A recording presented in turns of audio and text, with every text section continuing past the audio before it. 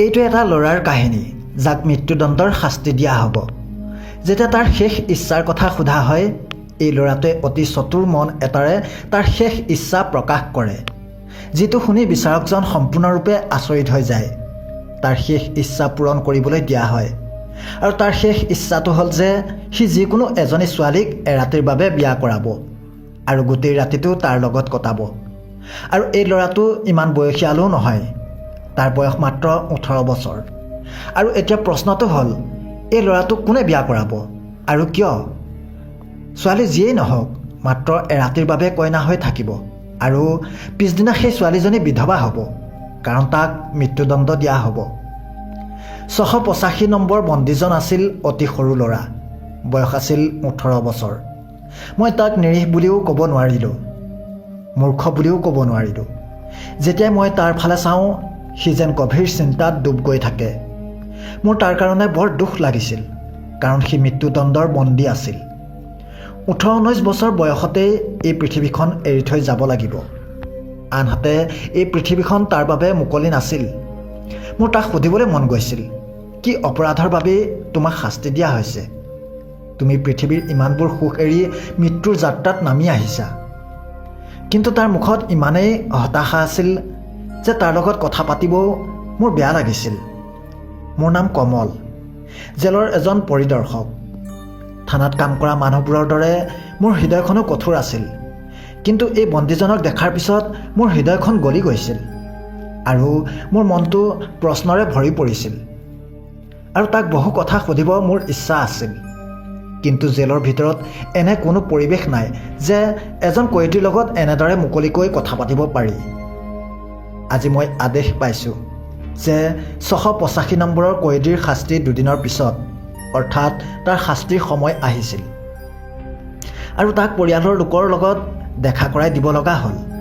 মোৰ হৃদয়খনো অশান্ত হৈ আহিছিল। মই ভাবিছিলোঁ যে এই বন্দীজনৰ শেষ ইচ্ছা নিশ্চয় সুধিম, কাৰণ এজন ব্যক্তিৰ শেষ ইচ্ছা সদায় মৃত্যুৰ আগতে সোধা হয়।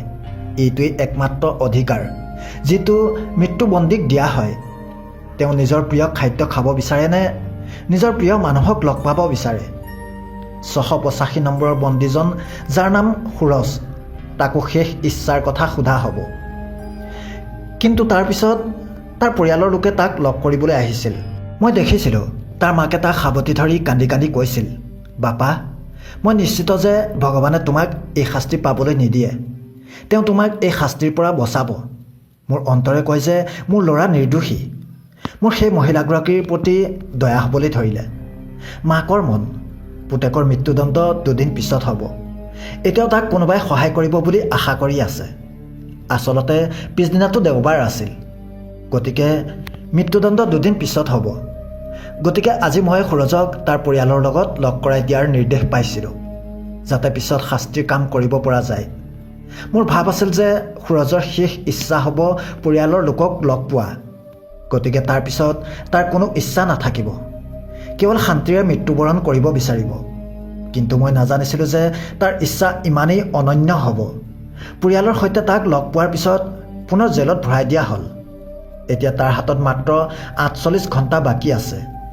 প্ৰথমবাৰৰ বাবে মই তাক সহানুভূতিশীলভাৱে সুধিলোঁ, সুৰজ, তোমাৰ মৃত্যুৰ আগৰ শেষ ইচ্ছা পূৰণ হ'ল? কোনটো শেষ ইচ্ছা? সি সমানেই গম্ভীৰ মাতেৰে প্ৰশ্ন সুধিলে।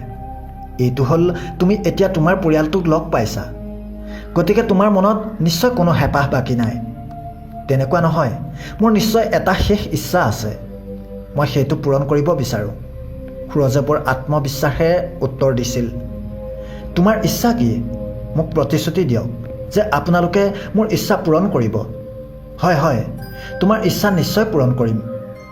এইটো তোমাৰ অধিকাৰ। তাৰ কম বয়সলৈ চাই মই দয়া কৰি ক'লোঁ।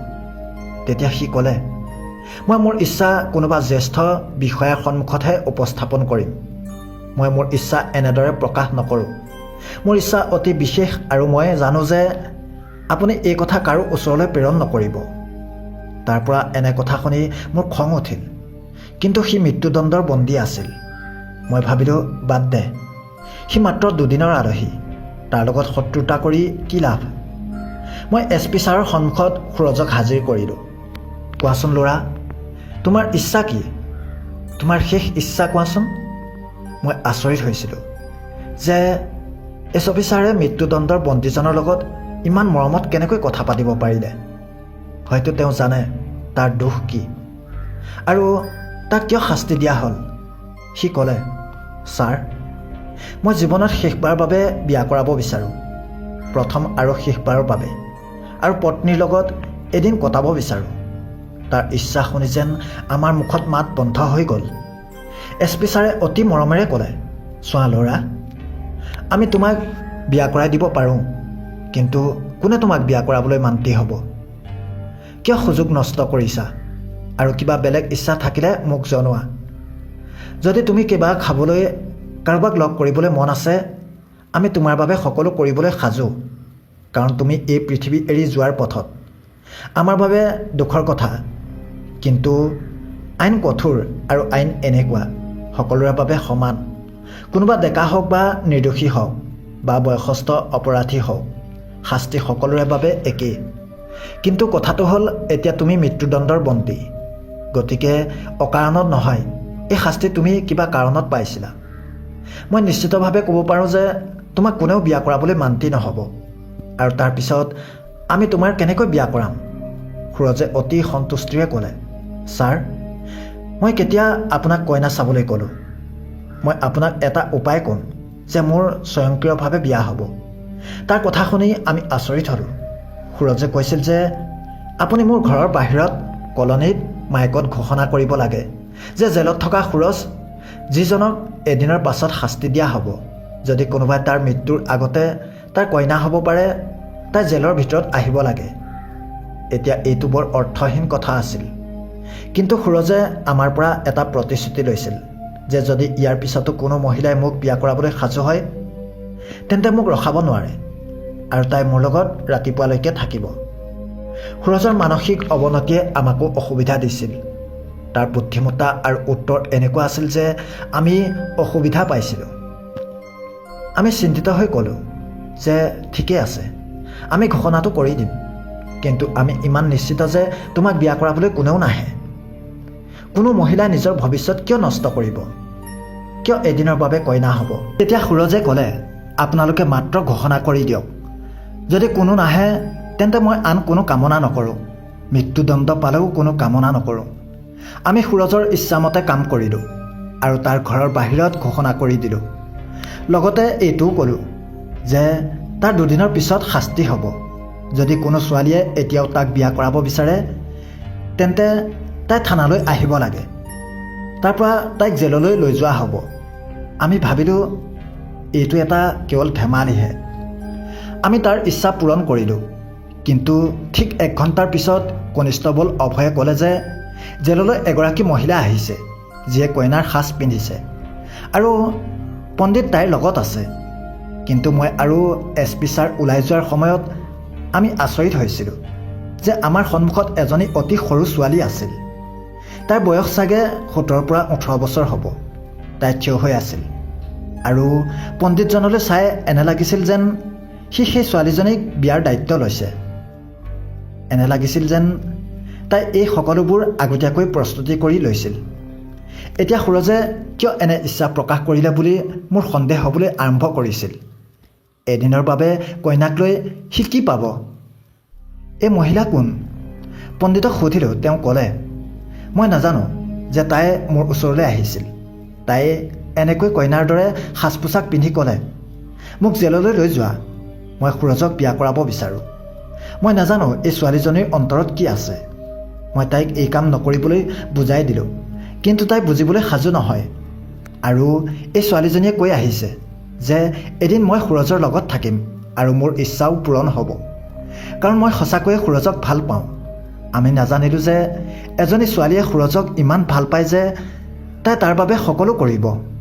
তাই বিচাৰিছিল যে তাই সকলো বস্তু তাৰ বাবে এৰি দিবলৈ সাজু হয়। বৰ আচৰিত কথা আছিল, কিন্তু যিয়েই নহওক, আমাৰ কাম আছিল তাৰ ইচ্ছা পূৰণ কৰা। আমি একো আপত্তি কৰা নাছিলোঁ। সুৰজক অফিচৰ কোঠাৰ বাহিৰত বহিবলৈ দিয়া হ'ল আৰু পণ্ডিতে দুয়োৰে বিয়াখন গাই দিলে।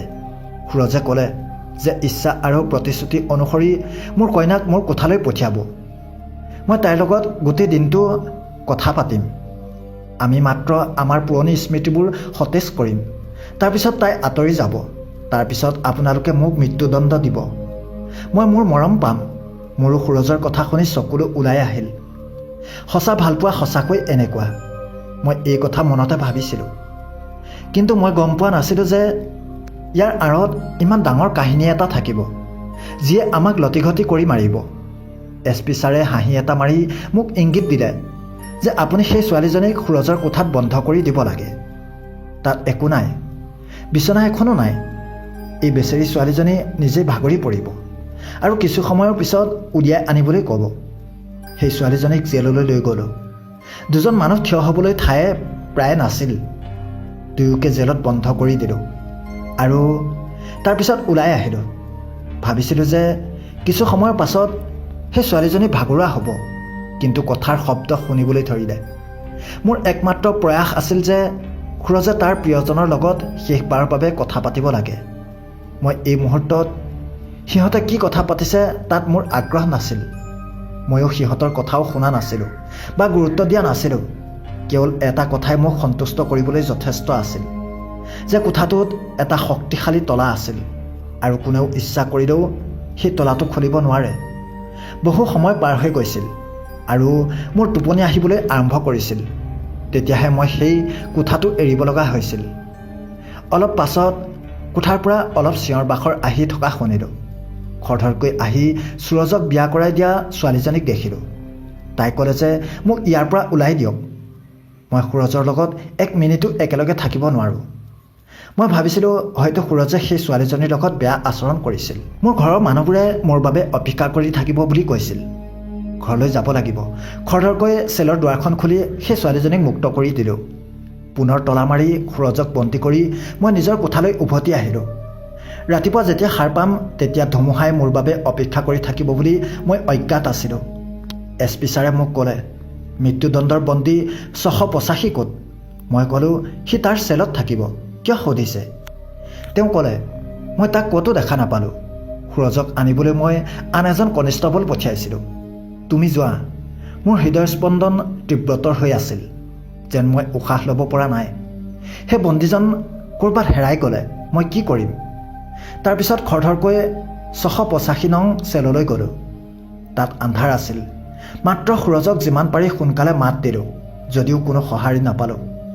টৰ্চ জ্বলাই দেখিলোঁ জেলৰ মজিয়াত মৃত মানুহ এজন পৰি আছে। এনে লাগিছিল যেন তেওঁক মাৰি পেলাই দিয়া হৈছে। মই খৰধৰকৈ কোঠাটো খুলিলোঁ, কিন্তু যেতিয়া তেওঁক চুই চালোঁ মোৰ প্ৰায় প্ৰাণ উৰি যোৱা যেন লাগিছিল। এই সময়লৈকে SP ছাৰেও তাত উপস্থিত হ'ল। তেওঁ সেই মানুহজনলৈ চাইছিল আৰু তেওঁৰ জ্ঞান হেৰুৱাই পেলাইছিল। SP ছাৰে মোক বকাবকি কৰিবলৈ ধৰিলে। আপোনাৰ ইমান বুদ্ধিমতা নাই। আপোনাৰ ইয়াত কাম কৰাৰ ইমান অভিজ্ঞতা আছে, কিন্তু এতিয়ালৈকে আপুনি মানুহক বুজি পোৱা নাই। লাজ অনুভৱ কৰা উচিত। আপোনাৰ মনোযোগ ক'ত আছে নাজানে। এতিয়া যদি কোনো অসাৱধানতাৰ বাবে মোক শাস্তি দিয়া হয়, তেন্তে মই আপোনাৰ পৰা তাৰ সম্পূৰ্ণ হিচাপ ল'ম। তাৰ বাবে আপুনি দায়ী হ'ব। SP ছাৰে মোক কথাবোৰ বৰ্ণনা কৰিবলৈ ধৰিলে। মোৰ হৃদয়ে মোৰ সন্মুখত থকা ছোৱালীজনীক তুলি লৈ দলিয়াই দিব বিচাৰিছিল। আমাৰ লগত ঘটা ইমান ডাঙৰ পাহৰিব নোৱাৰা বিশ্বাসঘাতকতা হ'ল। মই ভাবিছিলোঁ যে সুৰজক লগ কৰিবলৈ কইনা হৈ অহা এইজনী ছোৱালীয়ে তাৰ লগত পাগলৰ দৰে প্ৰেমত পৰিছে। কিন্তু মই নাজানিছিলোঁ যে সুৰজে আমাক প্ৰতাৰণা কৰিবলৈ তাইক ব্যৱহাৰ কৰিছে। সি নিজে কইনাৰ সাজ পোছাক পিন্ধি জেলৰ পৰা পলাই গৈছিল আৰু সেই ছোৱালীজনীক আমাৰ সন্মুখত এৰি থৈ গৈছিল। এতিয়া আমি এই ছোৱালীজনীক মৃত্যুদণ্ডও দিব পৰা নাযাব, কাৰণ শাস্তি কোনোবা এজনৰ। এতিয়া আমি এই ছোৱালীজনীক কি কৰিব পাৰোঁ? এইজনী ছোৱালীয়ে আমাৰ সন্মুখত পুৰুষৰ কাপোৰ পিন্ধি বহি থকাৰ সময়ত আমি সুধিলোঁ। তাই ক'লে যে আপোনালোকে সুৰজৰ লগত ভাল কাম কৰা নাই। তেওঁ মৃত্যুদণ্ডৰ যোগ্য নাছিল। সময়ে এই কথা প্ৰমাণ কৰিব। ছোৱালীজনীয়ে মোৰ চকুলৈ চাই এই কথা ক'লে।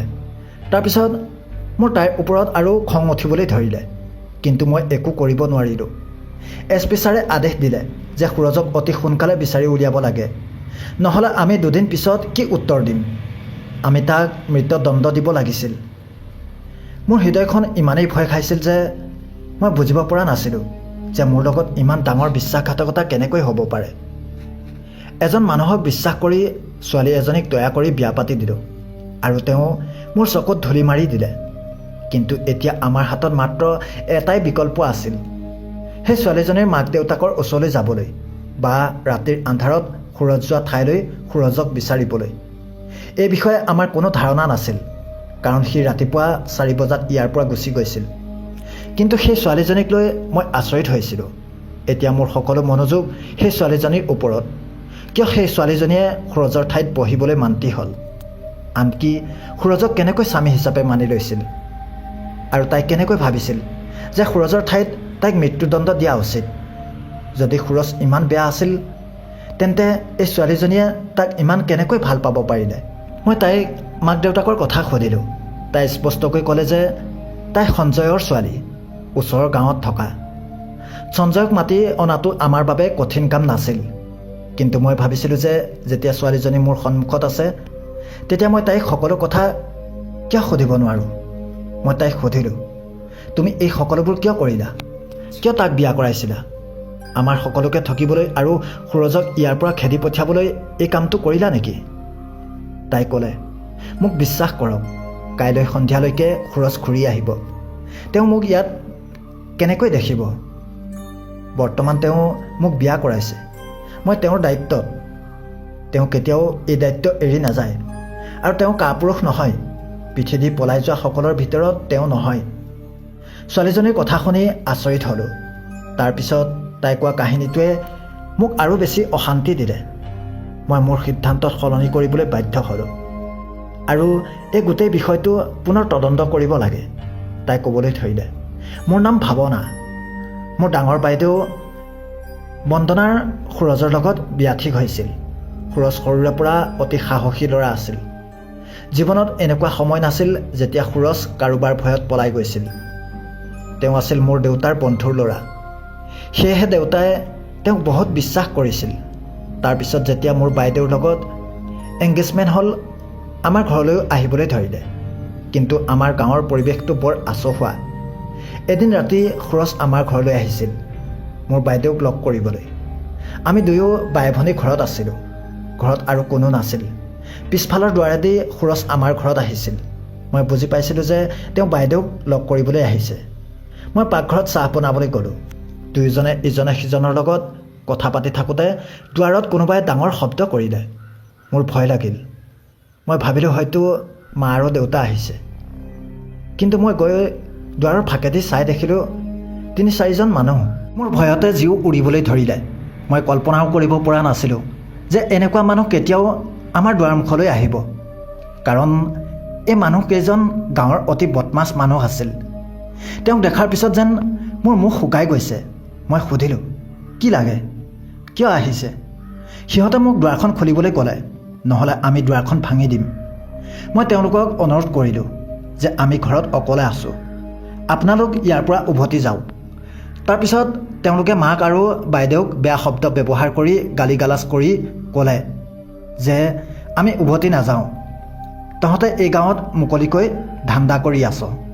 আমি স্পষ্টকৈ জানো এই ঘৰত আৰু কোন আছে। আমাৰ সন্মুখত তহঁতৰ ঘৰলৈ এটা ল'ৰা আহিছে। এই শব্দ শুনি সুৰজ ভিনদেউ ওলাই আহিল। ঘৰৰ দুৱাৰখন খুলি মোক ভিতৰলৈ যাবলৈ ক'লে। মই কোঠাটোৰ ভিতৰলৈ সোমাই গ'লোঁ। কিন্তু সুৰজ ভিনদেউ সেই মানুহবোৰৰ লগত কাজিয়াত লিপ্ত হ'ল। এজনে বৰ লেতেৰা কথা এটা ক'লে আৰু ক'লে যে যেতিয়া আমি গম পালোঁ যে ইয়াত এনেকুৱা ছোৱালী আছে, তেন্তে আমিও তোমাক 2-4টা মৰমৰ ফুল খুৱাই দিম আৰু ভাল টকাও দিম। এই কথা শুনি সুৰজ ভিনদেৱে নিজকে নিয়ন্ত্ৰণ কৰিব নোৱাৰিলে। কোনো পুৰুষৰ সন্মুখত নিজৰ ভৱিষ্যত পত্নীৰ বিষয়ে ইমান বেয়াকৈ কথা কোৱাটো কোনেও সহ্য কৰিব নোৱাৰে। সুৰজ ভিনদেৱে সেই সময়ত তেওঁলোকক একো কোৱা নাছিল, কাৰণ প্ৰথমতে তেওঁ সম্পূৰ্ণ খালী হাত আছিল আৰু সেই দস্যুকেইটাৰ হাতত অস্ত্ৰ আছিল। আৰু সেই সময়ত তেওঁ মনে মনে থাকিব লগা হ'ল, যাতে আমি ভনীহঁতে তেওঁৰ লগত যুঁজিব নালাগে। তেওঁলোকে তেওঁক ভয়াতুৰ বুলি গণ্য কৰিছিল। তেওঁ সিহঁতক কাজিয়া নকৰিবলৈ অনুৰোধ কৰি পঠিয়াই দিলে। কিন্তু এতিয়া আমাৰ ঘৰৰ বাহিৰত 3-4জন দুষ্ট মানুহ ঘূৰি ফুৰিছিল। যেতিয়া মা দেউতা ঘৰৰ বাহিৰত গৈছিল, এই মানুহবোৰে আমাক হাৰাশাস্তি কৰিবলৈ ধৰিলে। এদিন এনেকুৱা এটা ঘটনা ঘটিল যিয়ে আমাৰ জীৱনটো চিৰদিনৰ বাবে সলনি কৰি পেলালে। বাইদেউৰ তাইৰ কোঠাত শুই থকা অৱস্থাত এজন দুষ্কৃতিকাৰীয়ে খিৰিকী ভাঙি কোঠাটোত সোমাই আহিল। একে সময়তে সুৰজ ভিনদেউ ঘৰত সোমাই গ'ল।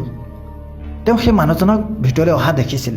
তেওঁ সহ্য কৰিব নোৱাৰিলে আৰু তাৰপিছত কাজিয়া হ'ল, যিয়ে কেৱল মোৰ বাইদেউৰ প্ৰাণ কাঢ়ি লোৱাই নহয়, সুৰজ ভিনদেউৰ হাততো এনে এক ঘটনা ঘটিল যাৰ বাবে তেওঁক মৃত্যুদণ্ড দিয়া হ'ল। যদি আমি ধনী হ'লোহেঁতেন আৰু আমাৰ হাতত কিবা ক্ষমতা থাকিলেহেঁতেন তেন্তে এইটো নিশ্চিতভাৱে নহ'লেহেঁতেন। কাৰণ কাৰোবাৰ ঘৰত আক্ৰমণ কৰি কাৰোবাৰ সন্মানত আক্ৰমণ কৰাৰ প্ৰত্যুত্তৰ কাৰো ওপৰতো মেডেল দিয়া নহয়। সুৰজ ভিনদেউৱে যি কৰিলে সেয়াই হ'ল। তেওঁৰ সন্মান আৰু মৰ্যাদা ৰক্ষাৰ বাবে তেওঁৰ কোনো দোষ নাই। তেওঁৰ বিৰুদ্ধে কোনো গোচৰ ৰুজু হোৱা নাছিল।